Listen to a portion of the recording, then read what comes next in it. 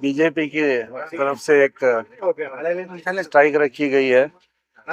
उस स्ट्राइक में उनके स्टेट के लीडर ये बोले हैं कि हम प्रियंक खरगे साहब के घर को जाकर लॉक करेंगे। मैं ये बोलना चाहता हूँ, आपको स्ट्राइक करना है, आपको कुछ डिमांड करना है तो आप डेमोक्रेटिक वे से जाइए, डीसी ऑफिस को जाइए, डीसी को दिए मेमोरेंडम दीजिए, आपके जो भी डिमांड है वहाँ रखिए जाकर। आप यहाँ पर प्रियंक खरगे साहब के पर्सनल घर पे आके उसको बंद करने की बात कर रहे हैं आप।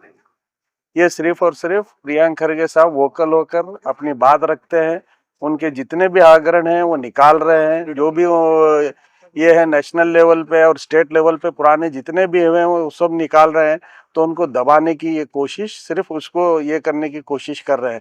आप देखिए सचिन पंचाल सुसाइड केस में कहीं भी प्रियंक खरगे साहब का नाम नहीं है। सिर्फ ये प्रियंक खरगे साहब को इसको इन्वॉल्व इसमें डाइवर्ट करने के, जो प्रियंक खरगे साहब जो स्टेट लेवल पे आवाज उठा रहे हैं उनको सिर्फ डाइवर्ट करने के लिए ये चाल है उनके।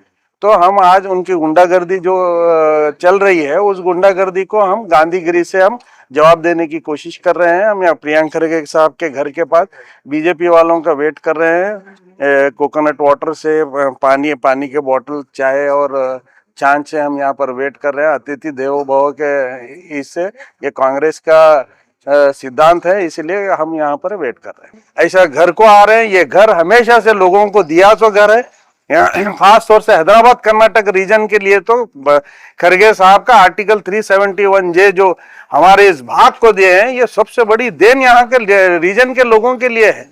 तो ये सब चीजें खत्म करने के लिए यहाँ पर आकर सिर्फ डाइवर्ट करना, इसको इश्यू को हमेशा से इसमें लाना, चैनल्स में लाकर आप लोगों के बीच में बात करना, ऐसी कोशिश कर रहे हैं। आप प्रियंक खरगे साहब खुद ने स्टेटमेंट दिया है कि हमने सीआईडी इंक्वायरी के लिए सबसे पहले प्रियंक खरगे साहब ने कहा, जिस दिन ये ना आया बेलगाम में सबसे पहले आकर फ्रंट से बात कर उन्होंने कहा है हम सीआईडी को इस केस को देंगे।